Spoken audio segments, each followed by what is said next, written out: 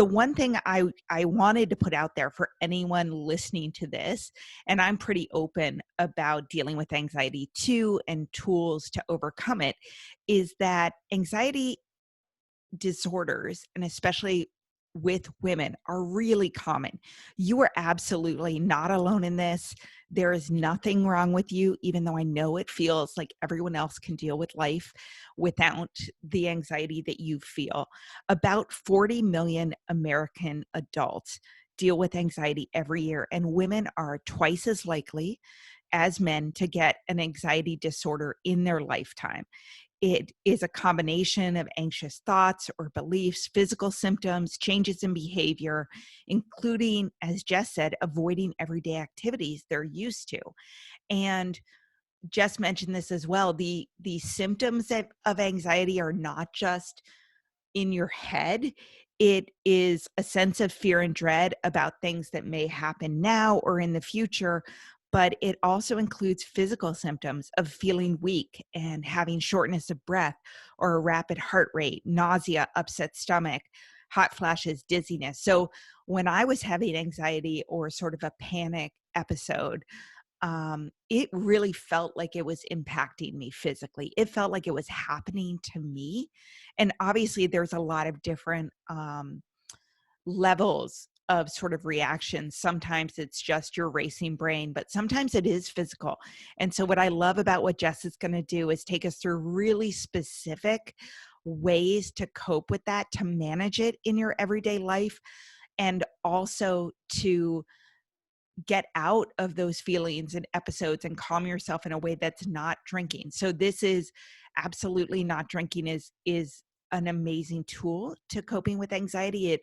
Drinking does sort of pour gasoline on anxiety and make it a million times worse.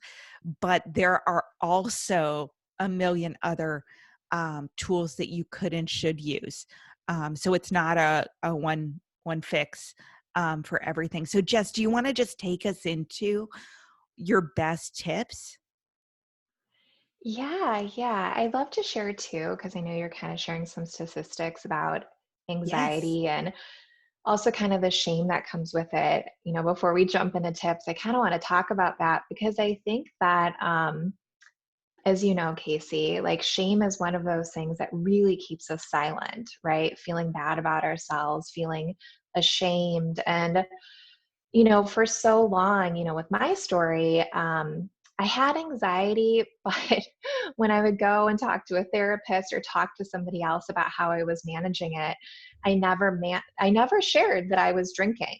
I never shared the extent of it. I don't even know if I shared the extent of my anxiety because I felt so ashamed, like something is really wrong with me. So, if you're listening to this and you know that you are using alcohol in a way that just no longer feels healthy to you, um, know that you are so loved and that, your nightly drink, it doesn't mean that anything is seriously wrong with you. It might just mean that you're struggling and that you need some support and some help.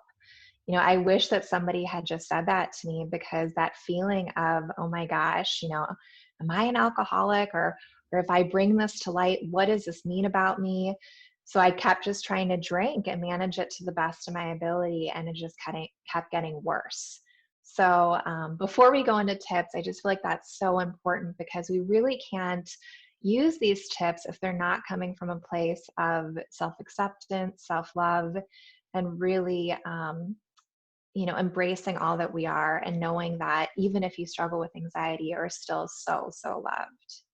Absolutely. And I think that's one of the reasons that we feel so much anxiety is that we never felt that acceptance of every part of us. We get the messages that, women need to be perfect and helpful and push down negative feelings because they're unattractive or not accepted.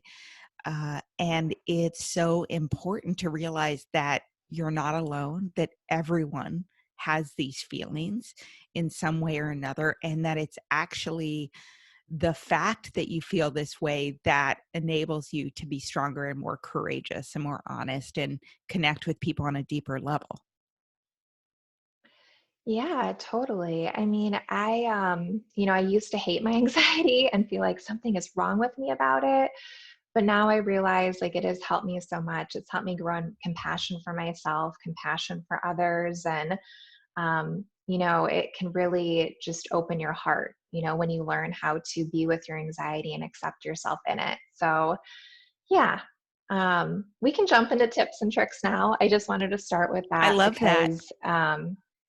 because again, these tips and tricks aren't here to fix us. I think that as women, it's like we do have this conditioning of something's wrong with me.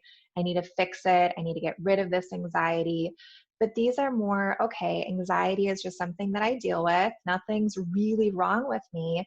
And these are some ways that I can manage my anxiety to the best of my ability. It's more about accepting and loving ourselves than trying to fix ourselves.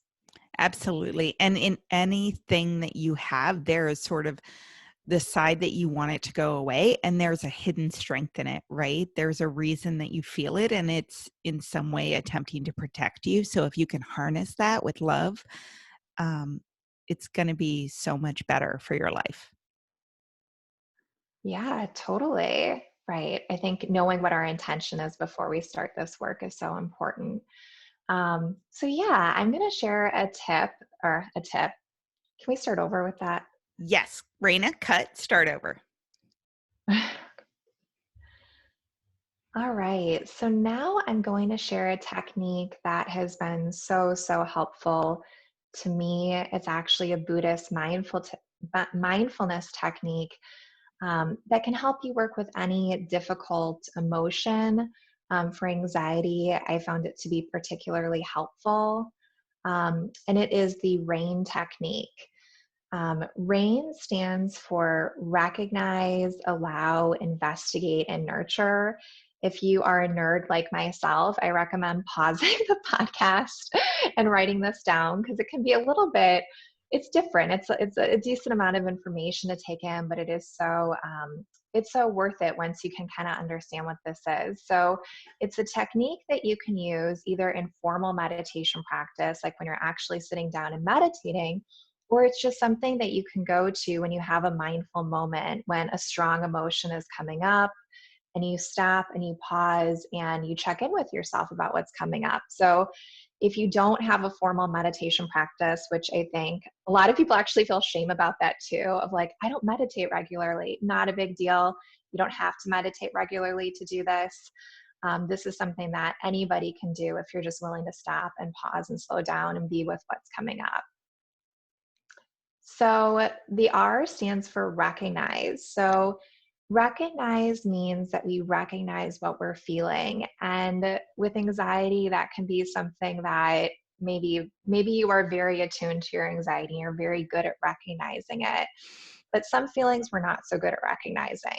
So again, this is a technique that we can use for really any feeling that we want to bring up to the surface. And we really just want to make space for it and allow it to be here.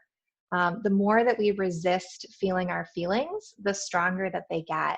But when we can actually just say, okay, there's some anxiety here, it almost like it just brings it to light. It's not so scary. It's not like we're trying to hide it in the closet and pretend like it's not there. It's like we are willing to recognize what's here. And instead of saying, I am anxious, which I have heard from myself, clients, so many women, we are not any one feeling. I'd really recommend saying, I am feeling anxious, or even better, there's some anxiety here, because you are not your feelings. And I think that is something that can be really helpful when we work with feelings, is to know that we are not our anxiety. We are not any one feeling. So the more distance we can get between this is me and this is just the feeling that's here, the better off we're going to be. So again, recognize what you're feeling. I am feeling anxious. Again, we're bringing it to the light and we're allowing it just to be here.